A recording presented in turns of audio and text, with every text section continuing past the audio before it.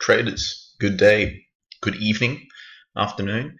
It's just past 11 o'clock in Perth, and I just want to make a quick video about how I traded this evening.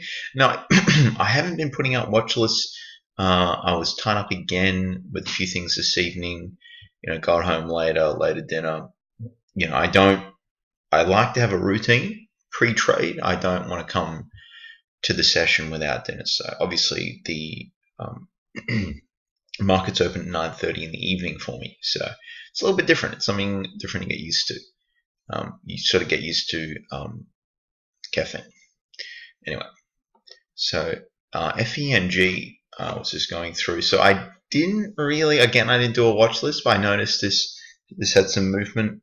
It was a nice percentage gainer. In the morning, first thing, market open, and I was looking for a break of $5, and it was holding around 480 for some time. So if we go to the minute candles, this is going to be ugly because I get a delayed feed. But okay, so what time was this? All right, so 10, 10, 10, 10. It was sort of holding around here, and then bam, and I was actually in the lounge room. I was just doing some stretching. Because I was just a little bit, I was watching some TV, I was watching some late news, and bam, it really, that would have been the candle, and then the retrace, and I would have held on, because I was talking about a 495, and it really did, and then again, so I mean, potentially that was 20 cents a share, and I would have got in around 500 shares, so that'd have been not too bad, $500, so.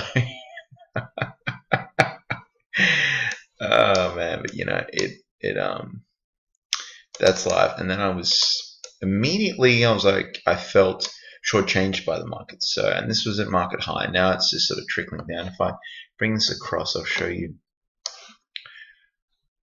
what it's doing. It's being difficult. The lesson I want to get across here to people is, do not. God, look at that. So it was just 480, and then bam, in a matter of a minute, 1018 to 1019. It was like 20 cents a share in a minute.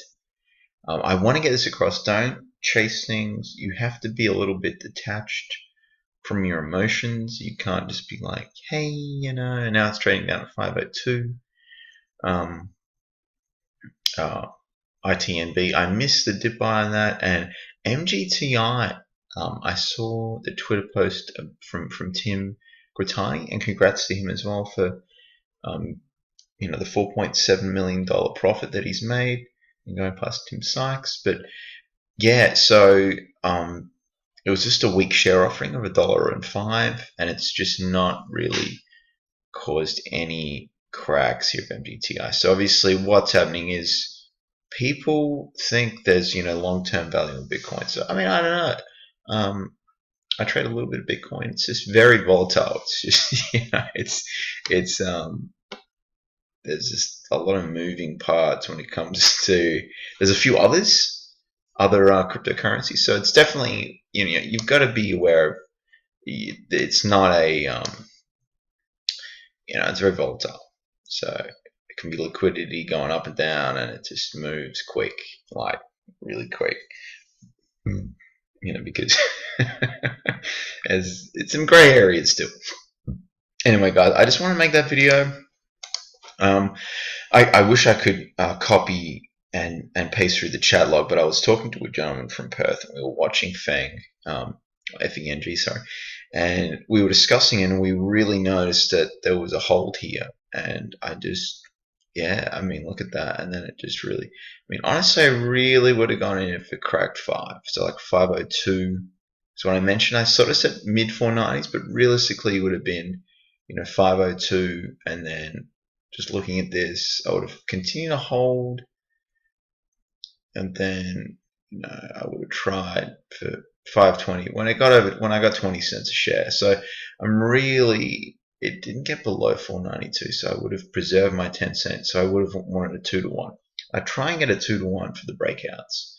So, and that'd have been nice, and then it just popped up. So unfortunate, because I obviously had a losing trade I think it was Monday night, and that was SPWH.